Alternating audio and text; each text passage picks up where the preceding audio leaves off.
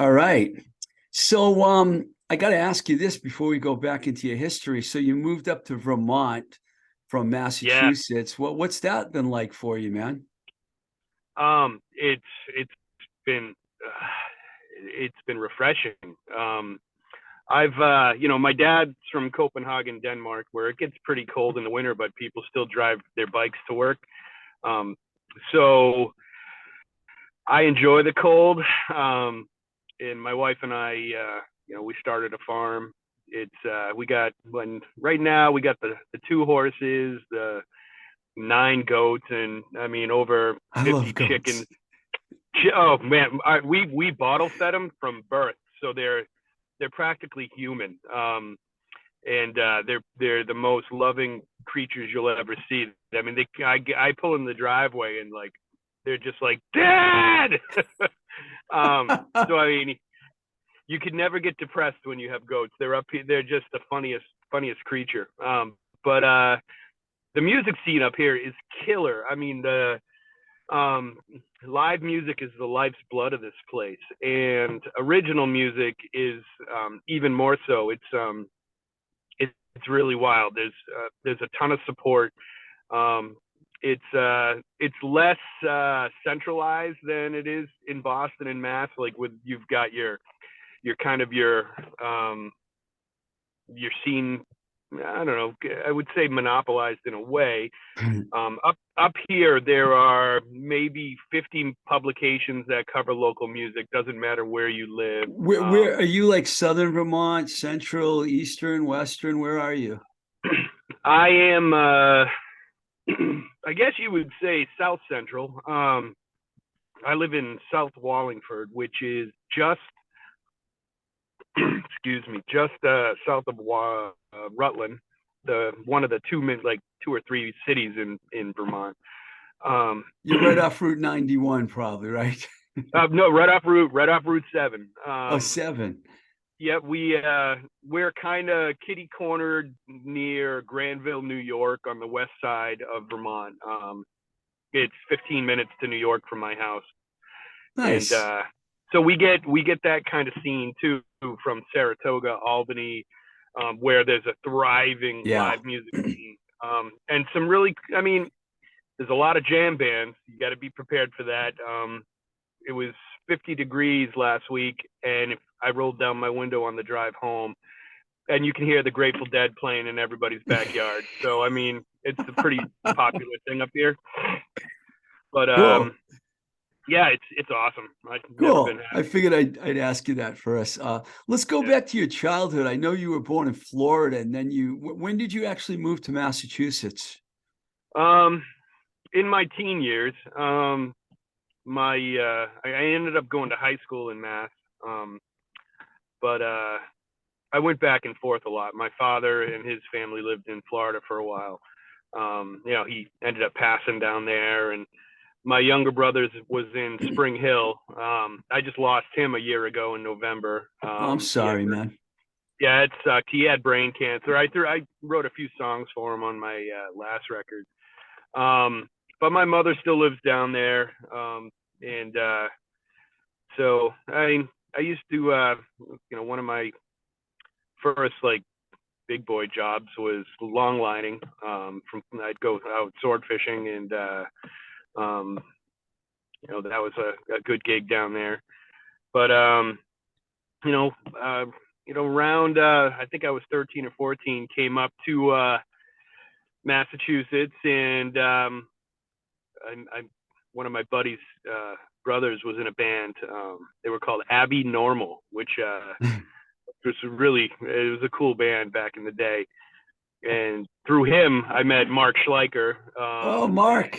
Yeah. yep, and Keith and all those guys. And Mark and I was in my first band with Mark, and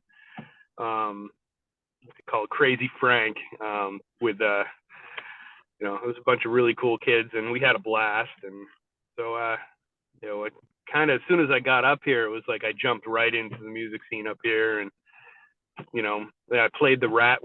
I played the Rat for the first time when I was 15. Oh, So that's awesome. yeah, that was kind of cool. For And people out there listening, Mark Schleicher was in a couple of big Boston bands, Quintain Americana, Crack Torch. He also was a great engineer. And for a long mhm. time, the song that we used as the opening song on the show, The Charm So Pretty, was actually recorded by Mark Schleicher at New Alliance in Boston. So Mark and I actually have worked together. He's a great guy. And that's cool. So were you into Yeah. like certain kinds of music at that point in your life? Like what were you listening to? Well, Mark and those guys in the band were kind of the catalyst for a lot of changes for me. I grew up with a heavy dose of country. My first concert was Larry Gatlin and the Gatlin Brothers, and and then when I moved to Massachusetts, my first concert up here was Anthrax and Ozzy Osbourne in Worcester. Nice. And Mark introduced me to Ministry, a bunch of different bands that at the time were obscure. And I started religiously going to see Sleep Chamber at Ground Zero in Oh, Boston. wow, that's a heavy band. Yeah, they were awesome. I remember going to my first show there, and I mean, this is back in like, you know, late '80s, early '90s. Nobody was carding at the door. There was um, if you got injured at a club, there certainly wasn't any repercussions coming back on the owner. It was a much more free for all, savage scene. And I walked in to see Sleep Chamber and this band, Holy Cow, and that's when I realized I wanted to be in a rock band. They had aphrodisiac smoke pumping, pornos playing in the background. All sorts of lewd acts were being performed under the tables of these places, and I was like, this.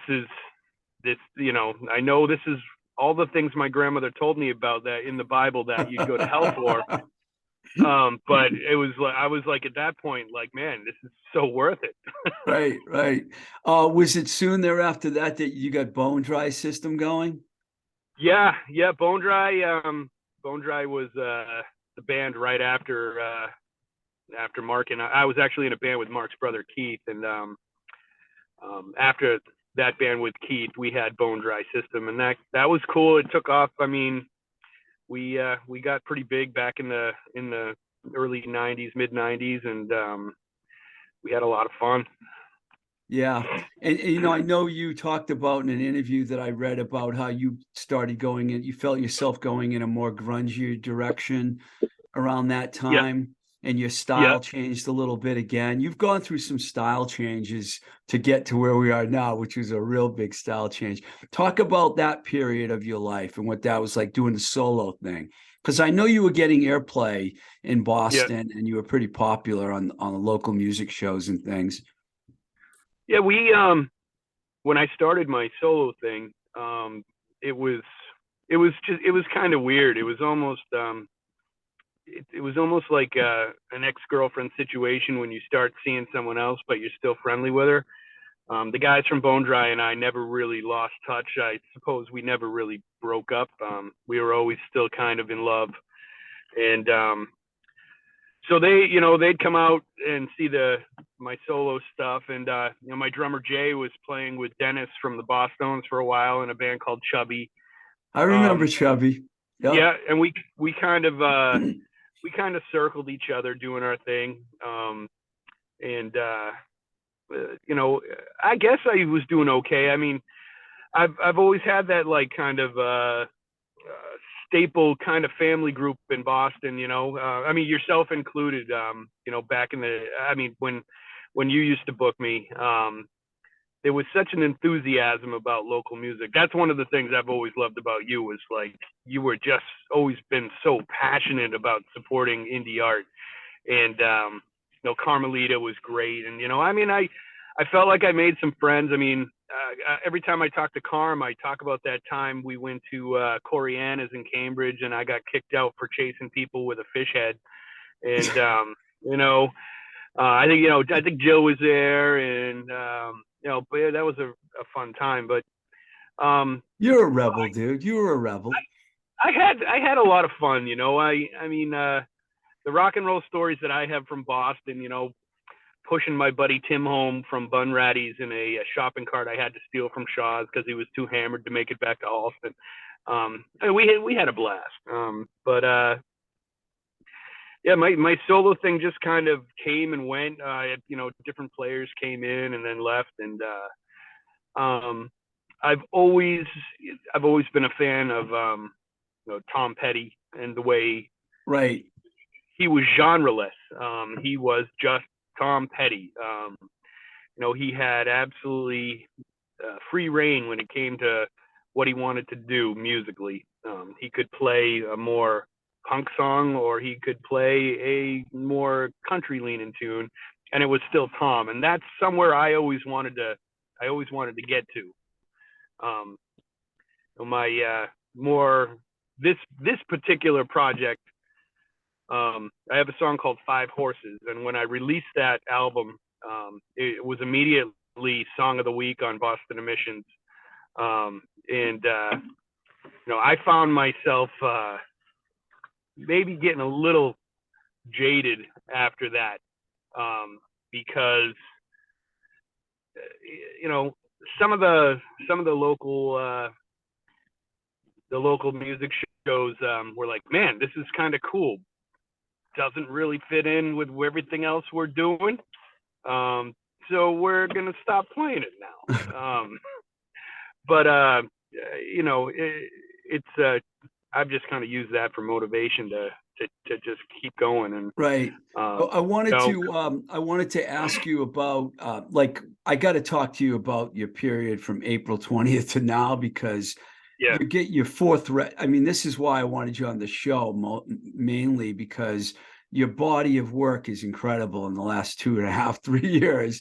And I have to bring this up because you said that the Gravel Church album that you put out in April 2020 was the first record you wrote after you did some time. And you don't have to get into the details about that if you don't want to, but I know you did a 6-month jail sentence. Everyone kind of knows that. Yep. And why don't you talk about what happened? Because you called the Gravel Church, and I found the quote online, a labor of love when love is hard to find. So maybe you can wrap that all up for us and tell us what happened and how you made that record. It's a really good record, by the way. Thanks. Yeah, it was. So what happened was, I had met a woman. I'd always had custody of my daughter Madeline, who was just the light of my life. And I met a woman. She was already married to another dude, like for 2 weeks, and I ended, slept with her and got pregnant, and she had some serious mental health issues, and so I tried my best to kind of make that relationship work. We had 4 children together, and when I eventually wanted out, she told me if I left, I'd never see the kids again, and she'd make my life hell. And she followed through on that. So I late in life got diagnosed with type 1 diabetes. It just one day crept on, and I nearly died. And I asked the judge for a child support modification because I had been divorced for a little bit, and so I could afford my insulin. And he said no. And I told him, dude, this is a death sentence. I need to be able to afford my insulin. And he said no. And he told me it certainly wasn't a death sentence. So I paid my child support until I had to be brought back to life at Beth Israel Deaconess. I then sent him a message begging for my life via Facebook. And he had me thrown in jail for 6 months. So wow. I sat in Plymouth County Correctional Facility for 6 months, and I started working on the Gravel Church. Throughout that, I was in there with men that have since been convicted of them, charged. I spent a lot of time going back and forth to the medical facility there, where I met other diabetics, one of which was on trial for burning a woman alive in Bridgewater. Oh boy. He was eventually convicted, which I wrote the song, The Tracks, about. I sat in there and I was resolved, found the resolve to say I'm going to write a record. My wife, I had gotten remarried to the first girl I ever kissed, and whose father owned a fishing company, and my pop was a fisherman. So she was hot and back in the day, and we tracked each other down 30 years later. But the long and short of the gravel church was the gravel church was a spot in the prison where I was allowed to go outside and walk around this little circle, like in that movie Midnight Run. I got in a fist fight with a kid who was a drug dealer, half my age, knocked him out cold with one punch, and had some pretty terrifying stories from that place. A lot of stuff to write about. Ended up having a 16-song album about it. And I've actually been contacted by the Commonwealth of Massachusetts to they've told me they don't like me talking about it. The papers have written it up. And I suppose any judge who had some dude thrown in jail for begging for his life isn't going to want that story getting out. But well, congratulations, you're getting the story out once again. Yeah. I have a book coming out called "They Still Hang Witches" about my experience in the court system there, and my grandmother was a direct descendant of a few of the women hanged for witchcraft in Salem. Wow! So I thought it was a kind of a cool, researching them to what I went through. A lot of similarities. So. That's amazing. But something creative came out of it. This is incredible because the next record you made was in February 2021, which was like barely not even a year after the first record, called Prince of Poverty. And the record starts off with the song "They'll Remember My Name," which is a much heavier tune, heavy in the sense of content and everything, than what you did with the Gravel Church, heavier music-wise. I mean, it has a lot more of the outlaw country feel, which you're kind of like really into now. It's like I've seen the progression from record to record. You have a really good line in a song, "I'll Find My Way, My Home." You write, "I'm a man with no religion, but I'll find my way home." And I thought that was a highlight. That whole record, once again, they're really good songs. And once you talk about the Prince of Poverty a little bit. That was Prince of Poverty was, Gravel Church was recorded remotely due to COVID. And Prince of Poverty was when the world kind of started to open up again. A lot of people I had, talked to were, a lot of disgruntled workers at the time who were not getting paid what they wanted to get paid, suddenly were in a position where they could write their own ticket and say, "Hey, I'll come to work for you, but this is what I want." And it was a moment where my producer Joe was like, "Yeah, let's just keep going." And he played guitar on all these records, and he's a super talented guy, producer and guitar player. And he was kind of the guy who just kind of kept pushing me and said, "Hey, if you've got these songs, let's just put them down." "Find My Way Home" was about my love-hate relationship with alcohol, and luckily becoming a diabetic prevented me from being able to continue to enjoy that love affair. But it was always that monkey on my back. So "Find My Way Home" was just all about, I might not be the most spiritual person. I might not be somebody who's going to try to reflect and make it romantic. I'm just done with it. So it was kind of about my abrupt ending of the relationship with beer. Well, that's really interesting. I can relate to that completely because it'll be 2 years in March since I, finally kicked alcohol, which was, Yeah. the last thing that I had to kick after all the other stuff. you, Yeah. you know, man, it's the Yeah. music business, man. It's like you go through a lot of shit. I'm glad that Yeah. happened for you. And those songs are really good. Now, in January 2022, and for the people out there listening, I don't want you to think I'm going too fast here, but there's 4 records here, man, in a short period of time. So we gotta talk. I want to talk about all of them. Heaven for the Heretics is released.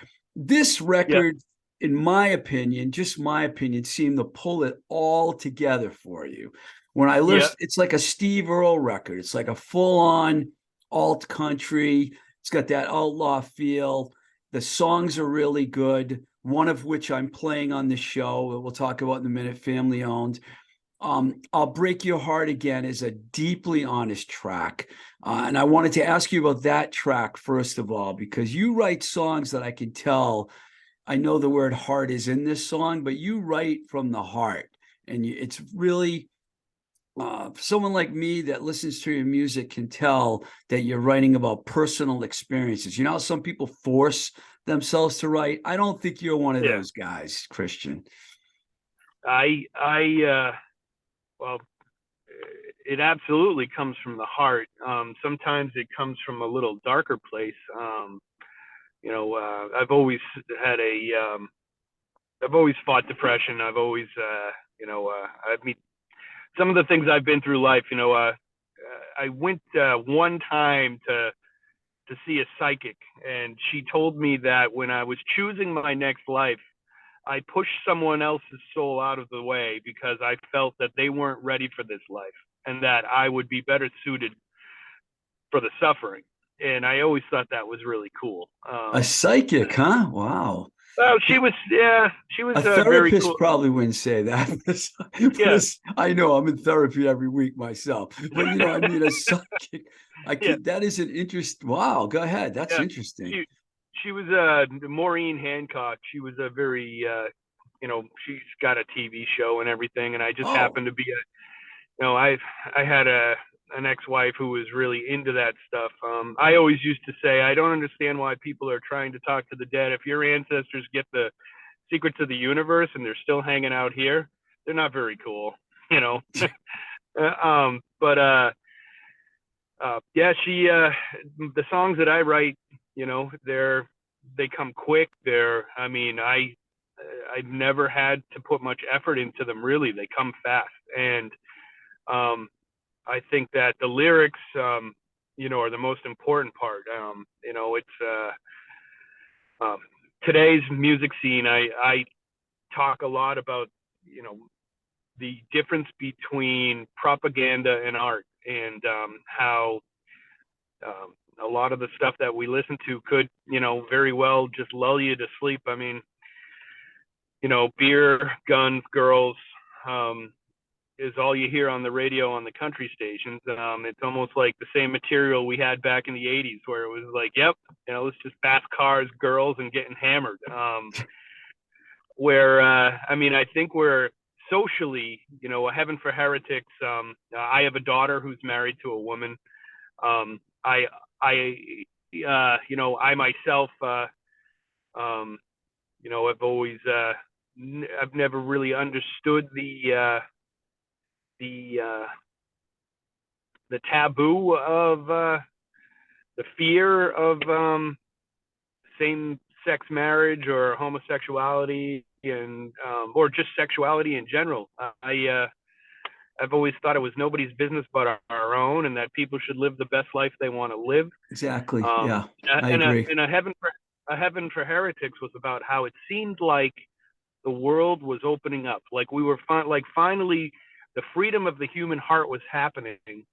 And then, of course, we elected the giant orange monster after that. But the the world was, to me, starting to finally make sense. And my daughter-in-law, my daughter's wife, Sid, is one of the most glorious people you'll ever meet. And I love her to death. And I would fight to my dying breath to protect them. And I I wanted that record to be about that,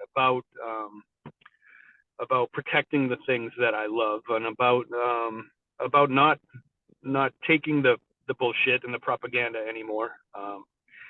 Writing truth to power, you know. So it definitely felt to me too like it was all coming together. My producer Joe was, you know, when we were done mixing these songs, just we did this big exhale together, you know, and it was like I was like, I feel you. And he looked at me and he was like, that was a lot. We put a lot into that. Was that the record that got you nominated for the Boston Music Awards, or was it with the previous record? Because I know you've been nominated more than once. Throughout the years, yeah, I've been nominated. The guy from the Music Awards actually told me I'd never be considered for another award again, because after I got nominated, I my kids started a blog about music, and it was kind of in the vein of The Noise, where not everybody won a trophy. And my daughter was an English major, and I also spoke a lot of truth to power when, you know, I told them, I was like, God, I just feel as though the categories, the quality deteriorated to a point where I just didn't want to be involved. I got asked to perform at the New England Music Awards, and I told them no.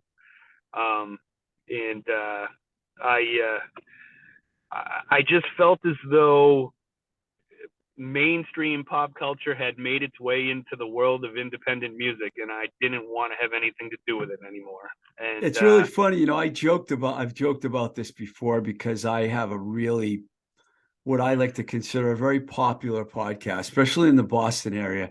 And they snubbed me. They've snubbed me 2 years in a row. I didn't get nominated, yeah, but I'm not losing any sleep over it. I'm just like, oh yeah, okay, the Boston Music Awards, you know. Now I'll not get nominated next year again because I said this, because of course someone will hear me say it. But, well, you know. I mean, the guy who owns it is a British import, and he lives in New York. So it's kind of like, See, I well, don't know any of that. I don't know about yeah, any of that, but it's the amount of nepotism and just you know, well, the I grew re up in Boston. Yeah, I'm sorry. The reason I even brought this up is not to have a long discussion about that, but it's because I think it's such a great record that I thought maybe that was the reason why you got nominated. Because the first two yeah, records are really good, but you, like, just my opinion, of course, Heaven for yeah, Heretics, it all came together, and it's going to lead me to talk about this next track here, which is called Family Owned. It just absolutely grabbed me. And yeah, you told me when we had our little pre-production talk that the song was about Wolfman Jack. And you yeah. know, you got to tell the story. You got to explain this, because I don't know of anyone that's written a song about Wolfman Jack. I don't even know if my young listeners will even know who Wolfman Jack is, but we know because he's a legend. Yeah. He was a legend. The man was, he was kind, you know, in a sense, he was kind of like the male persona of Elvira, Mistress of the Night. He was the patriarch of the Halloween scene back in the 70s and 80s. But he he was himself, and that's what I loved about that dude. You know, and he had that deep voice, and he would you know, I remember, you know, just me and my buddies going, baby, baby.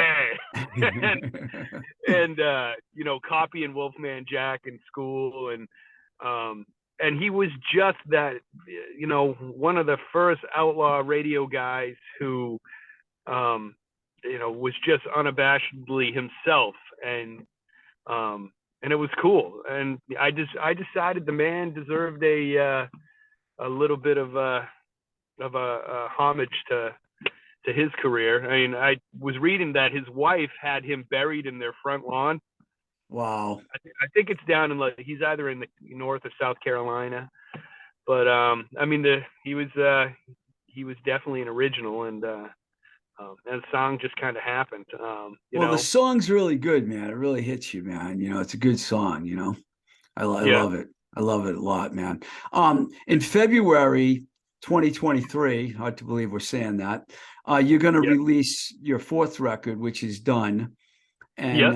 the fourth record now, because you have other records before this, the Yep. four during this period. And the new Yep. record's called Lower Country Outlaw. You can already hear a couple tracks on Bandcamp. And Yep. talk about the title and what the listeners can expect from your fourth record. I listened the 4th of July, and there was a demo mix of another track on there that you could listen Yep. to. And it's not a Yeah. big departure from what you're doing, but is the rest of the record in the same vein as like a Heaven for Heretics, or is it? It's called Lower County Outlaw. Oh, did I say country? I'm sorry. Yeah, Lower. Lower County Outlaw. And I'm due for so at least one mistake in the interview. It's like no, that's totally cool. Yeah, we've put two songs, Gypsy Girl and 4th of July, up online. Yeah. And so this studio is recorded at the studio at Strawberry Fields in Manchester, Vermont. And the way I met this guy, his name's Andrew Koss. He's a producer. He was Alicia Keys and John Legend's producer. Wow. Yeah, and during COVID, they ended up selling their recording studio in New York City. He moved his family to Manchester, and I would say he's a very successful guy. Next to his studio, he has a house that is the artist residence house. I know the producer, I want to say Josh Killian. He was the guy who mixed Peter Gabriel's So and U2's Joshua Tree. He does a lot of work there. But Andrew, at first when I hired him, this was just like any other job. And we did what was going to be a 6-song EP. And he said, listen, man, he goes, I think we should do a 12-song album. And I said, you're probably talking to the poorest guy in Manchester, or poorest guy in Vermont. And he was like, I just want to do this. And Wow. he plays drums, and he's producing the record. So it's kind of turned more into a collaboration. So you'll hear a lot of Andrew in this. Andrew, he likes a lot of he likes to play with guitars quite a bit. So I think people will be really impressed by the guitars. We've some crazy effects, and I've told him that I'm looking for that kind of Chris Whitley vibe. Right. Chris has always been a big influence of mine, and we lost him way too early. He was such a prolific singer-songwriter, and he too was a guy that played right from the heart. But this one, A Lower County Outlaw, is 12 songs, and you'll hear a little 80s metal. You'll hear some. We have a song called "The Girl with the Gauges in Her Ears," which is a old school punk rock tune. It all still sounds like the band, but we've definitely gone off on some more in a rock direction. More in a rock direction, definitely. Going back to my old Crazy Frank, Mark Schleicher punk rock days, but still incorporating a little bit of twang in there. You'll hear my my steel guitar here and there, but for more of an effect than a main instrument. But it's been a lot of fun working with him, and I had to pay for what I was doing at Ultrasound, but Joe gave me a really good rate. But this one now has become, I don't have to worry about money. It's been nice. That sounds nice. That sounds nice. Well, I really appreciate you taking the time to come on the show. And I don't know, are you going to play any live gigs or anything like that, or just something you want to plug? Or up here in Vermont, I am playing. I have January 21st at the Bomacene Lodge. Then I've got January 27th at the Underground Studios in Randolph, Vermont. And then on February 10th, I'm playing at the Brandon Town Hall, opening a show for a singer-songwriter named Brianna Elaine. If you like Jeff Buckley and you like Alanis Morissette, she is a combination of the two. Check her out. She's an amazing artist.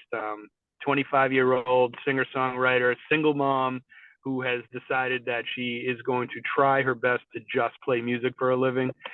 She's struggling, but she's making it. And she's, my wife just has fallen in love with her music, and she's a great singer. So check her out. Cool. Well, thanks, man. And I don't have to tell you to keep going, because I know you're going to probably have another record out in a year from now, or maybe sooner. Probably. But congratulations on this great accomplishment of 4 records in less than 3 years. That's pretty impressive, dude. Thanks. All right, you take care. All right. All right, bud. Thank you. You got it.